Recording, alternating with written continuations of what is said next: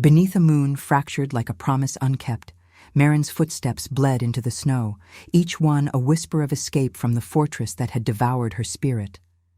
The wind howled through the frozen pines, carrying the distant clamor of pursuit, faint at first, like the echo of a nightmare refusing to fade. Marin's breath came in ragged bursts, clouding the air before her face, her body a vessel of aches she dared not name. The forest was a labyrinth of white and shadow, branches clawing at the sky as if pleading with the indifferent stars. She had run for hours, perhaps days, time blurred in the grip of winter's merciless embrace. Her fur-lined cloak, torn at the hem, offered scant protection against the bite of the cold that seeped into her bones, mirroring the chill that had long settled in her heart. The mark on her neck burned, not with the warmth of a true bond, but with the venom of cruelty etched into her flesh. It was no sacred union, no gift from the goddess under the full moon's gaze. Garrick, her alpha, had claimed her not in passion or destiny, but in rage, his teeth sinking deep during a storm of his own making. "Mine to break," he had snarled, his eyes gleaming with the madness of unchecked power. The pack had watched in silence, their loyalty a chain that bound them all. When she could bear no more, the bruises hidden beneath her skin, the commands that stripped her voice, she had slipped away under the cover of night, leaving behind the stone walls of Blackthorn Fortress and the life they had poisoned. Now, the world narrowed to survival. Her bare hands, numb and raw, clutched at the single possession she had taken. A small silver pendant, its surface etched with a crescent moon, cradling a faded rune. It had been her mother's, a relic from a time before the packs turned savage, before alphas ruled with iron and omegas with fear. The pendant swung against her chest like a heartbeat, cool against the fever of her skin. It was her symbol now, a fragile anchor in the storm, whispering of paths untrodden and powers unspoken. The snow deepened as she crested a ridge, her legs trembling under the weight of exhaustion. Below lay a valley shrouded in mist, dotted with the skeletal remains of ancient trees. Vivantes echoavam aulonge, wolves, or perhaps the hunters Garrick had unleashed. She could almost hear his voice in the wind. "Run, little Omega, but you carry my mark. You'll always crawl back." The words ignited a spark of defiance in her chest, hot and fleeting, like embers in the frost. She would not return. Not to the fortress where firelight danced on faces turned away, where the scent of blood and betrayal lingered in every hall. A cramp seized her side, forcing her to her knees. The ground was unyielding, a blanket of ice that numbed her palms as she pressed them down. Vision blurring, she tasted salt on her lips, tears or blood, she couldn't tell. The moon hung low, its silver light spilling over the landscape like spilled mercury, illuminating the scars of old battles, charred stumps from fires long extinguished, the faint outline of a ruined wall half buried in drifts. This was no man's land, a border forsaken by the packs, where the goddess's temples crumbled under neglect. Marin's mind wandered to the old tales her mother had spun by the hearth, stories of omegas who wandered into exile and emerged as pathfinders, bearers of hidden gifts that mended the broken bonds of the world. But those were lullabies for the innocent. She was no such savior. She was merely fleeing, a shadow seeking oblivion. The howls grew closer, a chorus that stirred the primal fear in her veins. She pushed onward, stumbling through the underbrush, thorns snagging her cloak like grasping fingers. The air grew heavier, laced with the metallic tang of frost and something earthier, smoke perhaps, from a distant hearth. Her body screamed for rest, but rest meant capture, meant the collar of Garrick's will tightening once more. In the fortress, she had been a vessel for his tempers, her omega instincts twisted into submission. No more. The pendant warmed against her skin, as if drawing strength from her resolve. Its rune glowing faintly in the moonlight, a trick of the eye or a sign from the lunar spirits. At last, the forest parted, revealing a solitary tower rising from the snow like a forgotten sentinel. Its stones were weathered, ivy cracked and dusted white, the base swallowed by drifts that reached her waist. No banners flew from its battlements, no guards patrolled its shadow. It stood alone, a relic of some bygone era, perhaps a watchpost for kings long dust. Smoke curled lazily from a high window, a beacon in the desolation. Merrin hesitated, her heart pounding a frantic rhythm against her ribs. Shelter or trap? The wind whipped her hair across her face, carrying the scent of pine and ash, and beneath it, something warmer. Leather, fur, the musk of a lone wolf. She collapsed at the tower's threshold, the door ajar as if inviting the weary. The world tilted, darkness encroaching at the edges of her sight. As consciousness slipped, she clutched the pendant tighter, its edges biting into her palm. In that final moment, under the watchful eye of the fractured moon, Merrin wondered if redemption was a myth, or if even the broken could find a path through the ice. The door creaked wider, and a shadow fell across her, tall, silent, with eyes that held the weight of unspoken storms. But she saw no more before the cold claimed her. The door's creak was the first sound Merrin registered in the haze of her collapse, a low groan like the earth's own sigh. Warmth enveloped her before she could stir, strong arms lifting her from the snow, the scent of aged leather and wood smoke wrapping around her senses like a reluctant embrace. Her body, limp as a fallen branch, registered the firmness of the hold, the steady rhythm of breaths not her own. Fear flickered through the fog of exhaustion, sharp as a thorn, but it dulled against the primal pull. An instinctive recognition that this stranger was no hunter from Garrick's pack. No malice laced his aura, only a quiet storm, restrained and ancient. He carried her inside, the threshold crossing into a world of flickering shadows and the crackle of fire.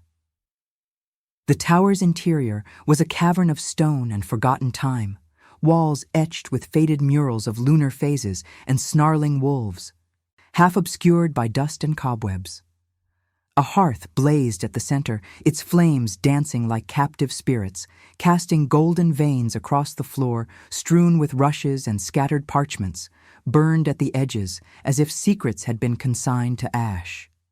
Bookshelves sagged under the weight of tomes bound in cracked leather, their spines whispering of histories unraveled. In one corner, a makeshift altar stood, a cracked stone basin etched with the goddess's crescent, surrounded by wilted herbs and a single unlit candle, remnants of a lunar temple long desecrated. The man, Alaric, though she did not yet know his name, laid her gently on a pallet of furs near the fire, his movements precise, betraying the coiled power of an alpha long in exile. His face, illuminated by the hearth's glow, was a map of weariness.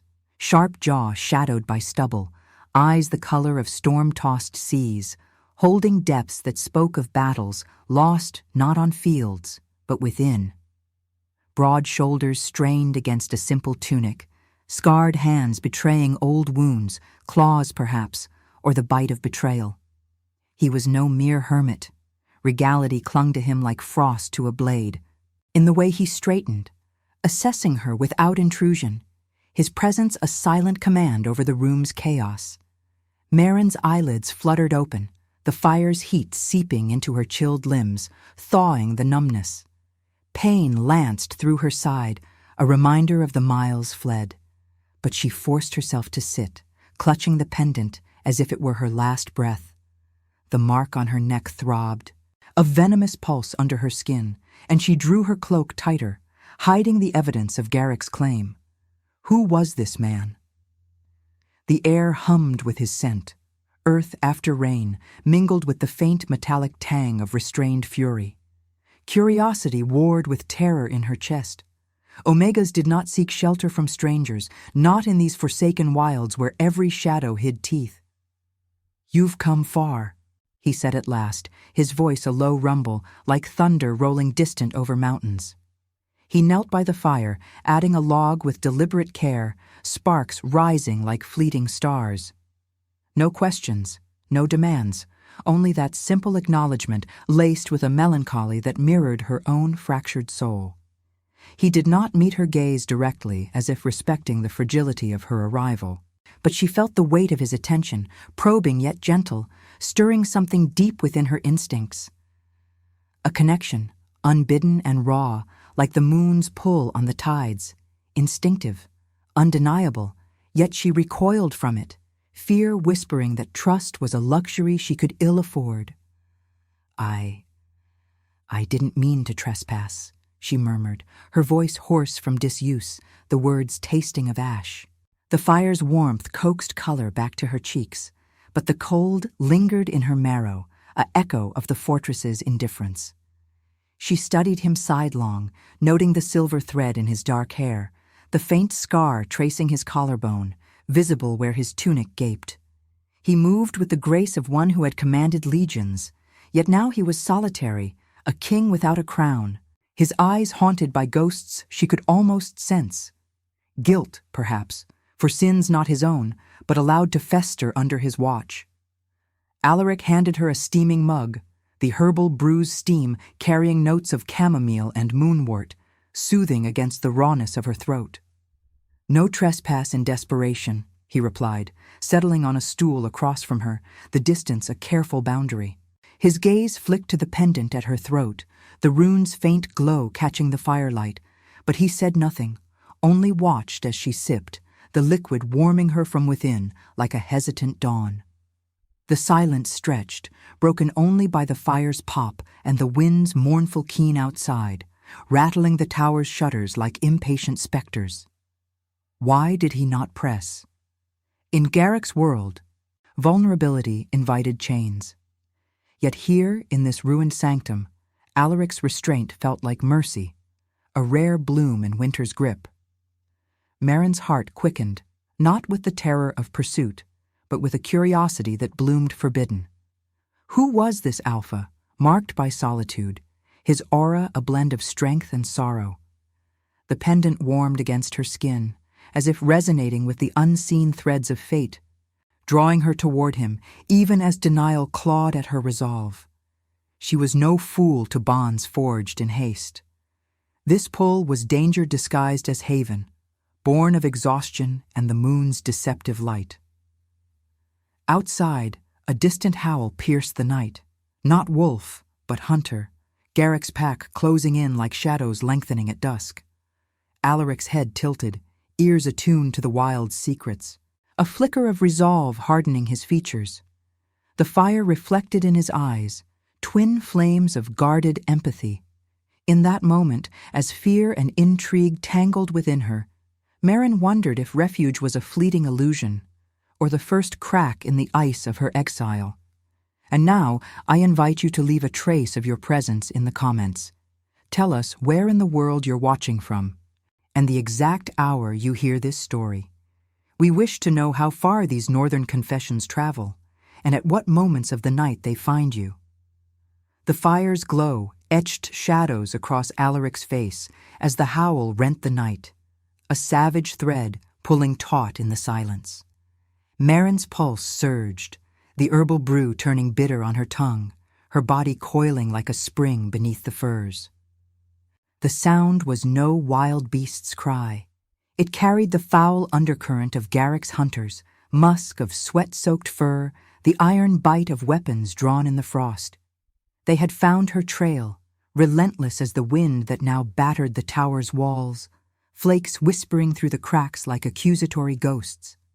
Alaric rose without haste, his silhouette cutting the hearth's light like a blade forged in forgotten forges. He moved to the narrow window, peering into the moonlit void where the valley sprawled, a sea of white undulating under the lunar gaze. His breath fogged the warped glass, but his stance was unyielding, shoulders squared against the intrusion of the wild. 3, he murmured, more to the shadows than to her, his voice a gravel-low anchor in the rising storm. Scouts, by the pitch. They'll circle first, test the wind. Merrin's fingers tightened on the mug, the warmth leaching away as fear clawed up her spine. She had brought this upon him, this solitary guardian of ruins who had offered shelter without a price. Guilt twisted in her gut, sharp as the thorns that had torn her cloak. "You should let me go," she whispered, the words fracturing like thin ice. "They come for me. Garrick's mark. It calls them like blood in the snow."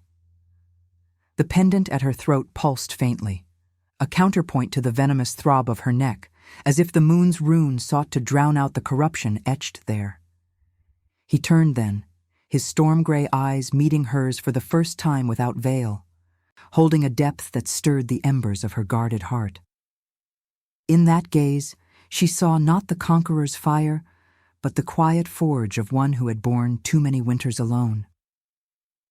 "No one is turned out into the night here," Alaric said, the words weighted with an old oath, unspoken yet binding. He crossed the room in 3 strides, kneeling beside her pallet, close enough that his scent enveloped her, smoke and earth laced with the subtle salt of restrained sorrow. His hand hovered near her arm, not touching, but the air between them hummed with potential, a thread of instinct she dared not name. The howls multiplied outside, a chorus weaving through the pines, footsteps crunching like brittle bones under the drifts.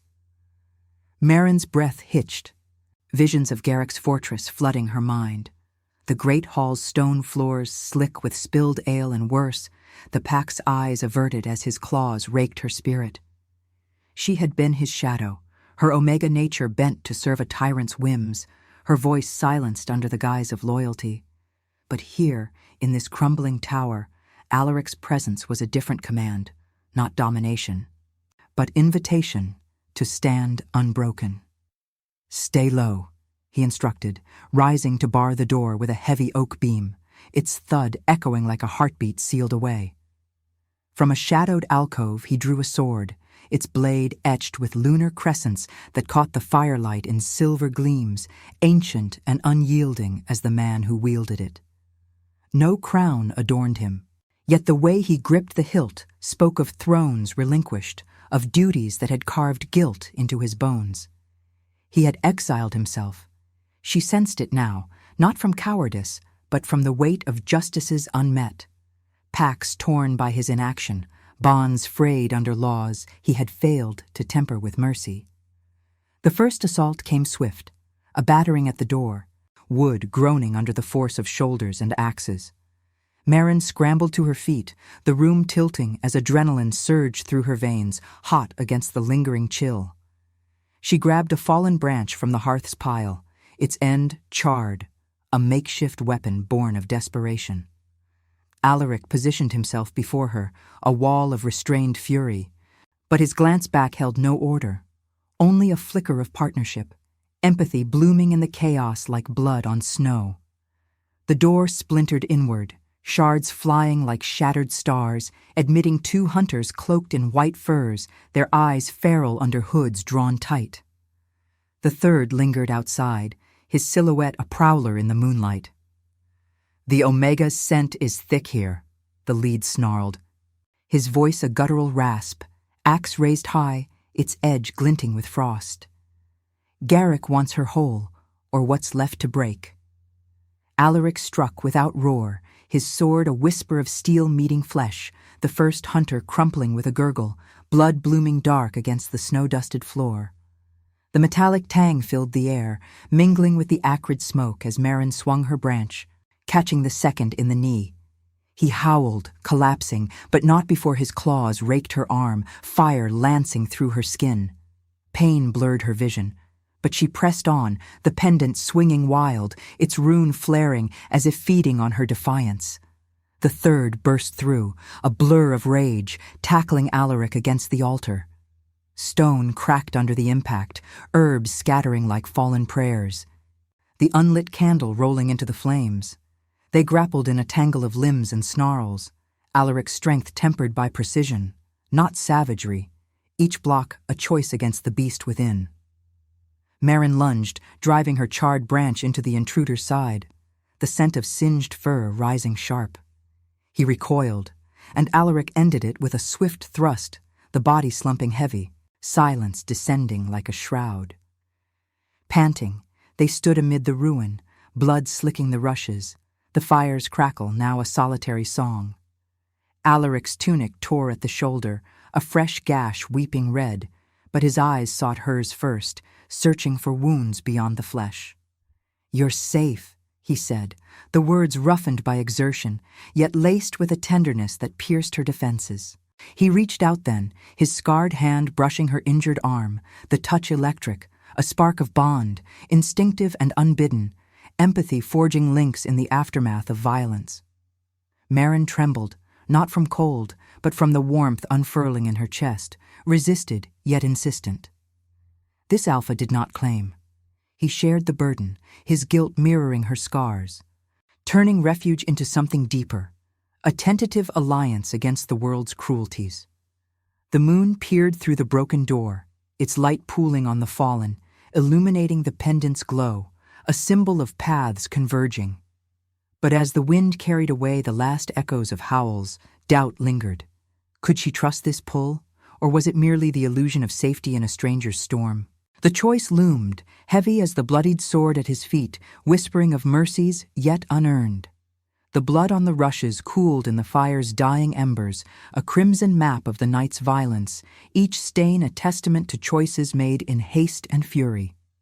Maren's arm throbbed where the hunter's claws had grazed her, the wound shallow but insistent, like a whisper of Garrick's reach refusing to fade. She leaned against the altar's cracked edge, the stone cool beneath her palm, its lunar etchings worn smooth by forgotten rituals. The air hung heavy with the metallic tang of spilled life and singed fur, the tower's shadows lengthening as the moon climbed higher, casting silver veins across the chaos.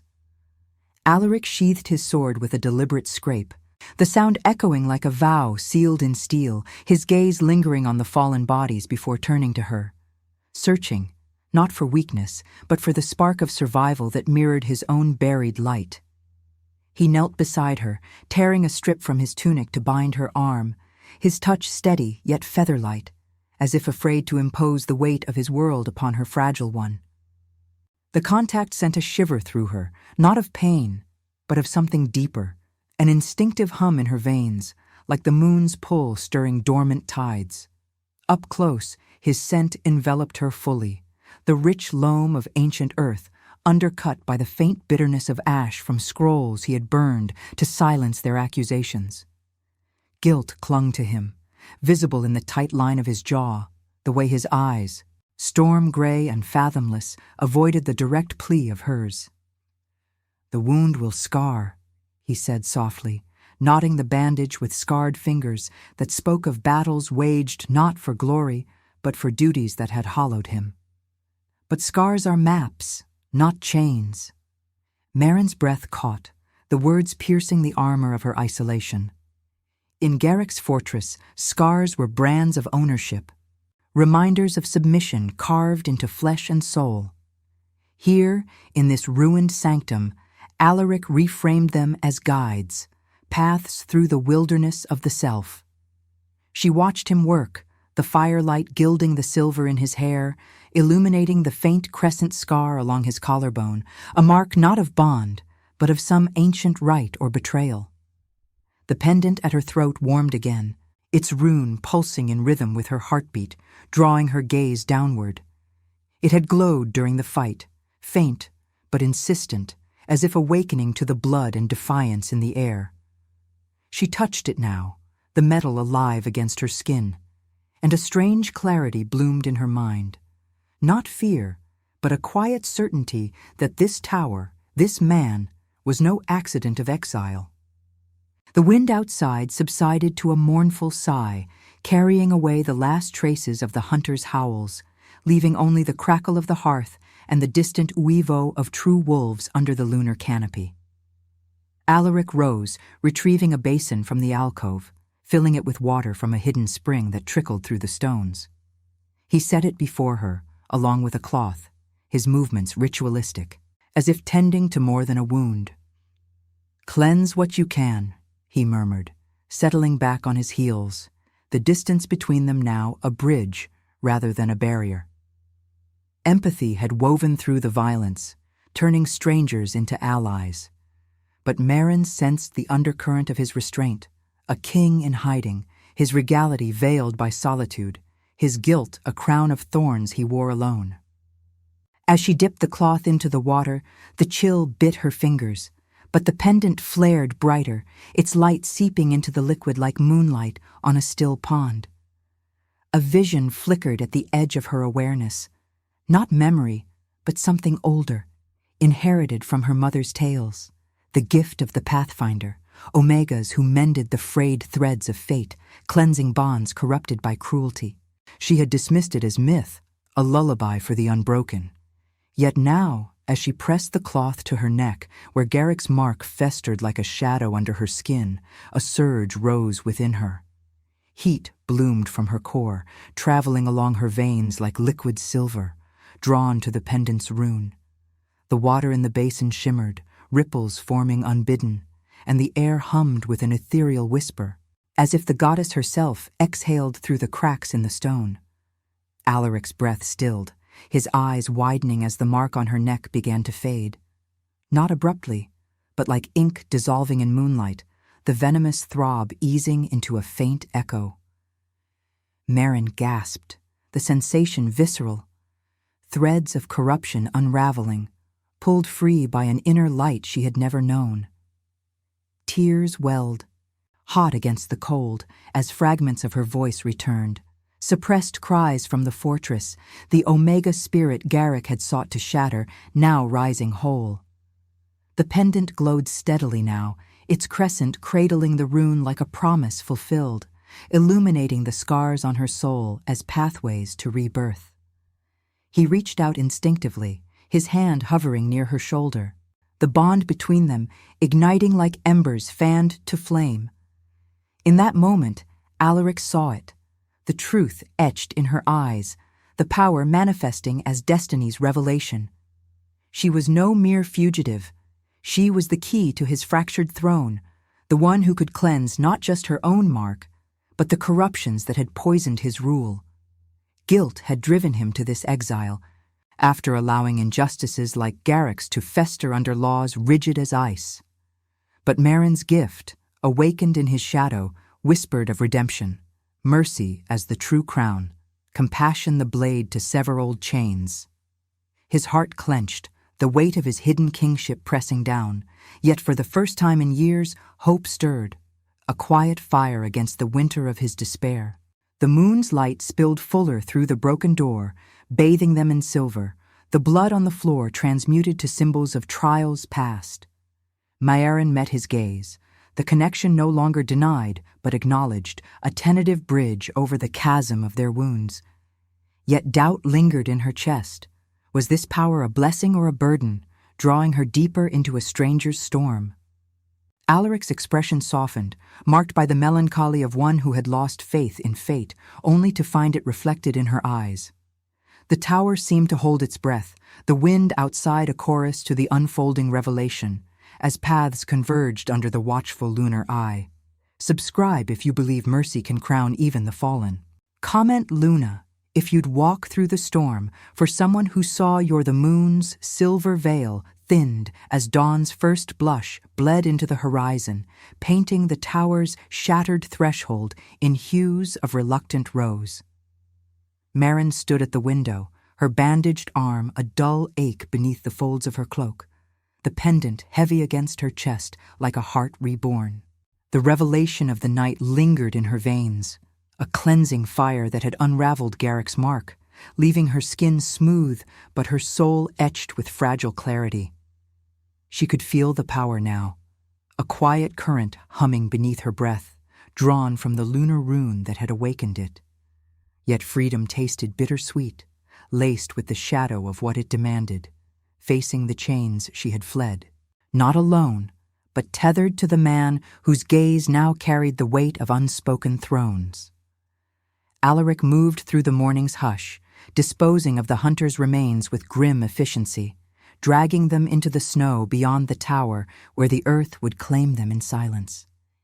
His tunic, stained with the night's blood, clung to the broad lines of his back, each motion a testament to restrained power, the Alpha King in exile, his regality no longer hidden, but fracturing under the press of destiny. He had revealed fragments in the hearth's afterglow. His name, his flight from a crown poisoned by inaction, the packs he had ruled from afar, while betrayals like Garrick's festered unchecked. I turned blind eyes to Mercy's call, he had confessed, voice rough as gravel under frost, his storm-gray eyes reflecting the guilt that had driven him to this ruin. Mairen had seen the truth in him then, the ethical core buried beneath melancholy, a king who chose self-imposed chains over the illusion of unchallenged rule. But words were wind. The past clawed closer with the rising light. Scouts from Garrick's pack would report back, summoning the full hunt, a rival alpha whose cruelty had thrived in the voids of Alaric's distant justice. Mairen's fingers traced the pendant, its warmth a counterpoint to the chill seeping through the stones. She had cleansed her own bond, but the gift stirred visions now, corrupted marks across the packs, threads of dominance twisted into venom, waiting for a pathfinder's touch. To wield it meant stepping into the storm, confronting not just Garrick, but the Matilha that had watched her breaking in silence. Freedom whispered of flight, of vanishing into the frozen wilds alone. Yet the pull toward Alaric, instinctive, resisted, now blooming into something deeper, urged her toward love's precarious ledge, where compassion might forge a new law or shatter them both. The air shifted before noon, heavy with the scent of approaching wolves, musk and iron, carried on a wind that rattled the tower like bones in a grave. Alaric barred the lower door, his sword at his side, but his glance toward her held no command, only a quiet invitation. Stand with me, or go. Mairen's heart pounded, a visceral drum against her ribs. The choice moral and raw, forgive the pack's complicity through war's mercy, or claim liberty in isolation, leaving Alaric to his ghosts.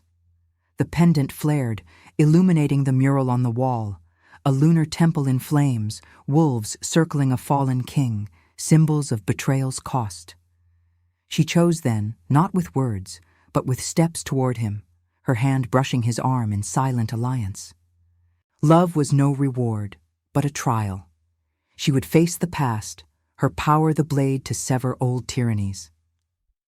They emerged into the valley as the sun crested the ridge, blinding white against the snow, the forest a gauntlet of pines bowed under winter's yoke.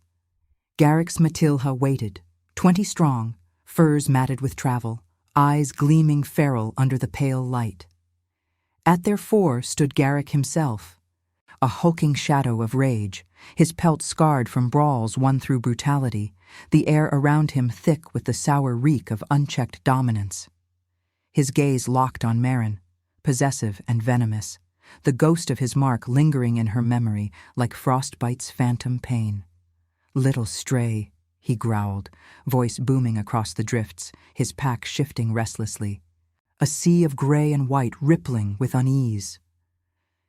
"You think exile hides you? The bond calls you back, mine to reclaim, mine to end." Alaric stepped forward, his presence a counterforce, the restrained regality uncoiling into quiet authority.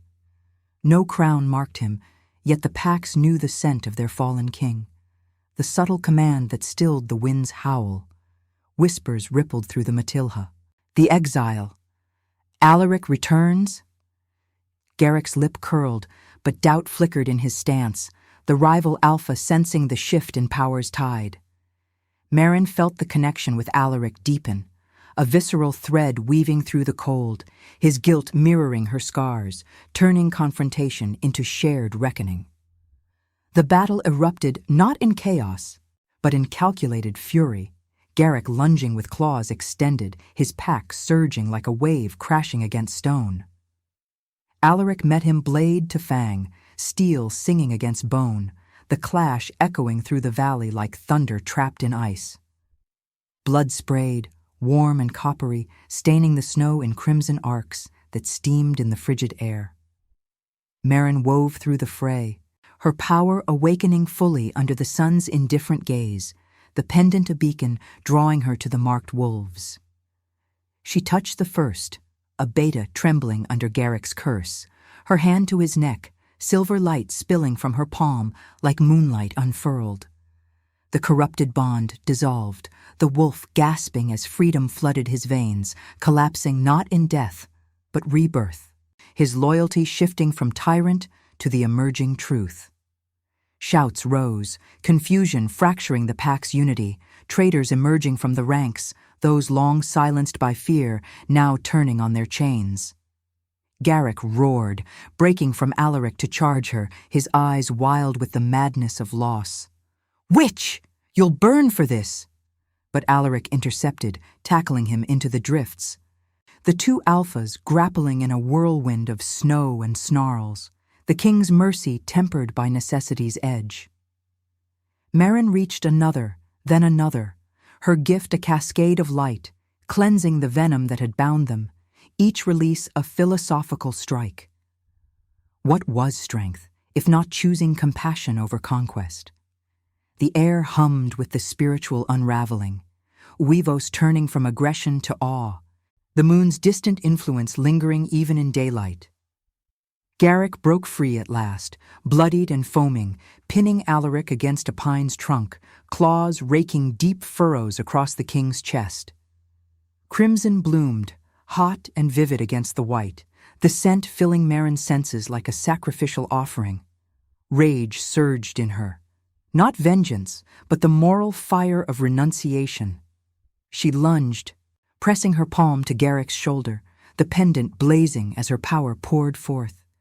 He convulsed, the core of his corrupted essence, marks he had forced on others, unraveling in agonizing threads, his dominance crumbling like ash in the wind. "No. Mercy is weakness," he gasped, collapsing into the snow, broken not by blade, but by the choice to forgive the monster through his unmaking. The Matilha stilled, breaths ragged in the settling silence, eyes turning to Alaric, who rose bloodied but unbowed, his gaze meeting Meryn's across the battlefield, a bridge of love forged in war's forge.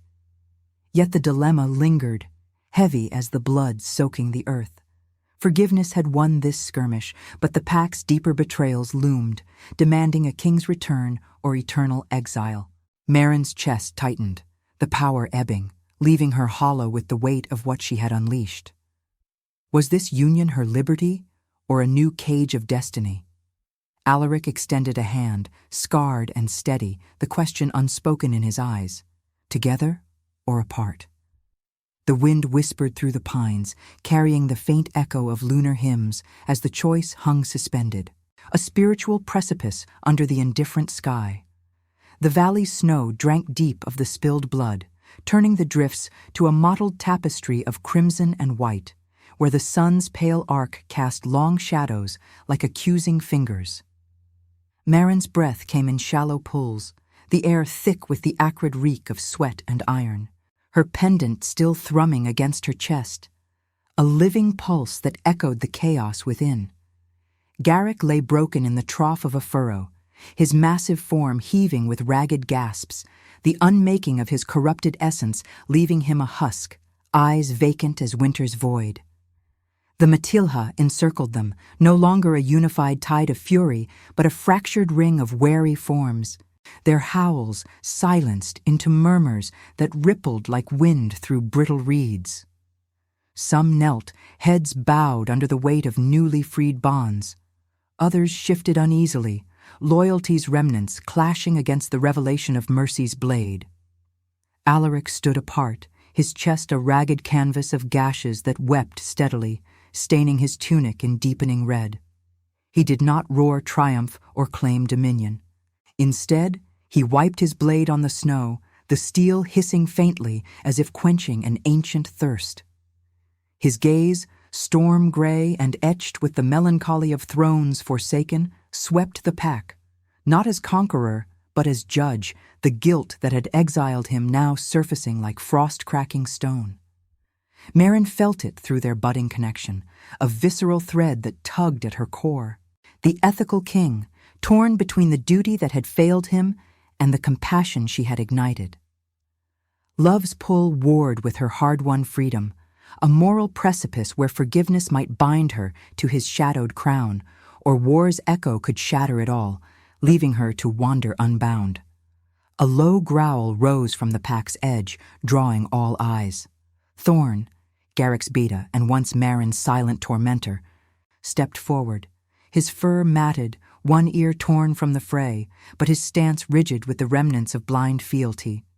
He had been the enforcer in Blackthorn Fortress, the one who held her down during Garrick's rages, his claws complicit in the bruises that mirrored her soul's fractures. "Traitor's light," he snarled, voice thick with venom, circling Marin like a shadow uncoiling. "You unravel what the goddess wove. Garrick claimed you true, by blood and moon. This is heresy, not healing." His packmates murmured assent, a faction untouched by her gift, their marks still festering, loyalty a chain forged in fear's fire. Marin's heart clenched, the pendant flaring hot as memories flooded her. Thorn's indifferent gaze in the great hall, the way he had dragged her from the hearth after a beating, whispering of duty's necessity. The fortress had been a cage of stone and silence, where Omegas like her were vessels for Alpha's storms, their voices drowned in the roar of hierarchy. She could flee now, slip into the pines while they clashed, her power a solitary flame to light her path alone. Freedom beckoned, sharp and unyielding, a renunciation of the pack's betrayals. Yet Alaric's presence anchored her, his restrained sorrow a mirror to her own. Guilt for injustices allowed, rejection's sting reborn in every averted eye. To forgive meant war's mercy, turning her gift against the corruption at the pack's heart, binding her to him in redemption's forge. Alaric moved then, interposing himself between her and Thorn, his bloodied form a barrier of quiet authority. Heresy? His voice rumbled low, carrying the weight of exiled decrees, the regality he had buried rising like mist from the snow.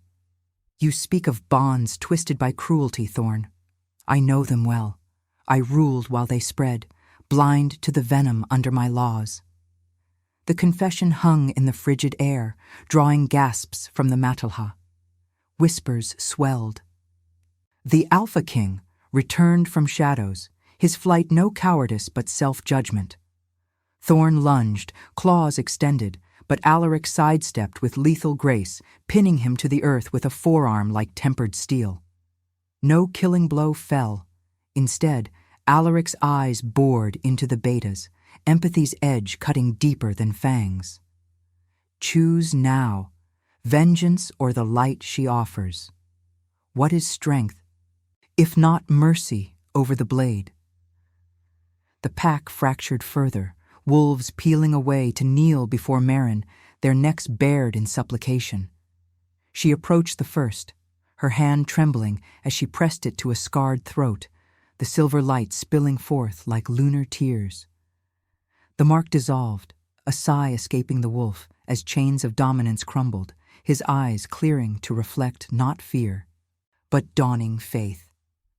One by one, she moved through them, the power ebbing from her core like blood from a wound, visceral, draining, each cleansing a philosophical unraveling. Forgiveness not as weakness, but as the true war against despair's grip. Thorn thrashed under Alaric's hold, his snarl twisting to a plea as the king's words pierced his resolve. The pack's rot from within, Alaric murmured, releasing him. I fled that truth. She faces it. Marin reached Thorn last, Garrick's shadow stirring feebly at his side. The beta's eyes met hers, raw with the shame of complicity. The nights he had enforced silence, the betrayals woven into the Matilha's fabric. Her palm hovered, the pendant's rune blazing, illuminating the choice. Absolve him, and weave her fate with Alaric's, love as redemption's trial, or withhold, claiming liberty in isolation, letting war's remnants consume them. The wind howled through the pines, carrying Weavos distant and mournful, the moon's spiritual echo lingering in the daylight's chill. Tears traced her cheeks, cold as the snow, as she touched him. The light flowed, unmaking the corruption, thorn collapsing in rebirth's gasp. Garrick watched, broken gaze flickering with uncomprehended defeat, his tyranny exposed as the true exile. Alaric drew near as the Matilha reformed, tentative oaths murmured under the indifferent sky, their loyalty shifting toward the king who had returned through mercy's gate.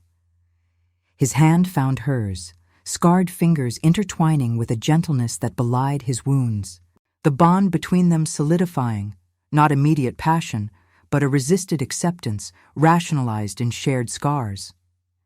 Yet Merrin's chest tightened with the dilemma's thorn. This union promised healing for the Pax, her power the key to Alaric's throne reborn, but at what cost to her freedom?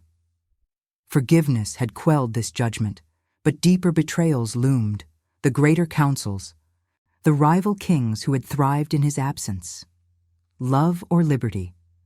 The choice echoed in her veins, a spiritual rift under the sun's unyielding gaze as the valley held its breath, bloodied and transformed, awaiting the final reckoning. The sun dipped toward the jagged peaks, bleeding the valley in strokes of amber and deepening crimson, as if the sky itself mourned the blood already spilled into the snow.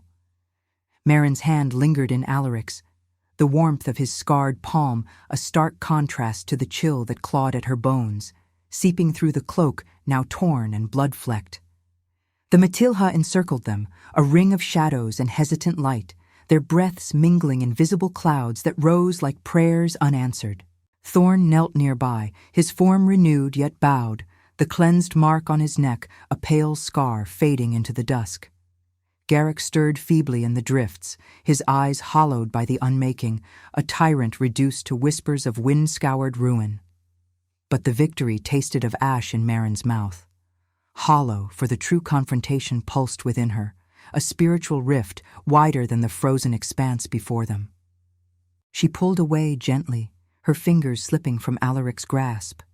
The separation, a visceral ache that echoed the pendant's fading glow against her chest. Freedom had been her north star through the frozen forests, a solitary path etched by rejection's blade, where no bond could chain her again. Garrick's fortress had taught her that love was a tyrant's guise, twisting omega instincts into submission's noose. Yet here, under the encroaching twilight, Alaric's presence unraveled that certainty, not with command, but with the quiet gravity of a king who had chosen exile over empty rule. His guilt mirrored her scars, a shared wound that begged for healing, but at what sacrifice? To bind with him meant surrendering the liberty she had clawed from the ice, becoming the pathfinder not just for herself, but for Pax poisoned by centuries of rigid law. Compassion over power, faith against the despair that had driven her to flight. The choice loomed, heavy as the moon rising blood-tinged on the horizon, its light spilling silver over the carnage like a goddess's reluctant benediction. Alaric watched her, his chest rising and falling with labored breaths, the gashes across his torso crusted but unstaunched, crimson trails tracing paths down his skin like rivers of regret. No words passed his lips. His storm-gray eyes held the melancholy of one who had lost a kingdom to his own ethical fractures, allowing cruelties like Garrick's to fester in the shadows of duty. "The throne calls," he said at last, voice low and resonant, carrying over the wind's mournful keen through the pines, but not as before. Mercy must crown it, or it crumbles to dust. He extended his hand again, not in demand, but in offering, a union forged in the forge of their trials, where love was no immediate blaze, but a resisted ember finally kindled through rational choice. The Matala shifted, Weavo's distant and tentative rising from the tree line, as if the wild itself awaited her verdict. Merrin's gaze swept the valley, the snow churned to muddied red, the wolves' eyes reflecting flickers of hope and lingering doubt, the pendant warm now like a heartbeat shared. Visions stirred within her, drawn from the gift's depths, Pax reunited under lunar temples reborn. Corrupted bonds cleansed in waves of silver light. Alaric's rule tempered by the compassion she embodied. But freedom whispered of escape, of vanishing into the night as a lone shadow, her power a private flame against the world's endless winter. The air grew thick with the scent of pine sap and cooling blood, the cold biting deeper as stars pricked the darkening vault. What was destiny, if not the liberty to refuse it? Yet in Alaric's eyes she saw her own rebirth reflected, not as victim but as redeemer, the Omega who had fled abuse to mend a fractured realm. A howl pierced the silence, raw and summoning from the Matila's heart, a call not of war, but of fealty reborn. Thorn rose, his voice steady for the first time, untainted by venom. The packs fracture without a king who sees us whole. The words struck Maren like thorns through frost, unraveling her resistance. She had rationalized solitude as strength, but here, in the bloodied cradle of choice, love emerged as the ultimate trial. Sacrifice the illusion of isolation for the cure of union, faith triumphing over despair's pull. Her hand found Alaric's once more, fingers intertwining with a resolve that sent heat surging through her veins, the pendant flaring bright as the moon crested fully, bathing them in ethereal glow. In that moment, the bond ignited, not as Garrick's cruel claim, but as a mutual weaving, instinctive yet chosen, empathy's threads binding king and pathfinder. Alaric drew her close, his free hand cupping her face, thumb tracing the faint line where her mark had faded, his touch a balm against the soul's lingering chill. Together, he murmured, the word a vow etched in the wind, his guilt easing like shadows fleeing dawn. Maren leaned into him, the warmth of his body afire against the encroaching night, tears freezing on her lashes as the power within her expanded, a cascade ready to heal the wider wounds of the packs. The Matilha howled in unison, a chorus swelling under the lunar eye, weavos blending with the rustle of pines and the distant crackle of imagined hearths. They turned as one toward the horizon, where the path wound back to the heartlands, castles of ice and ancient temples awaiting renewal.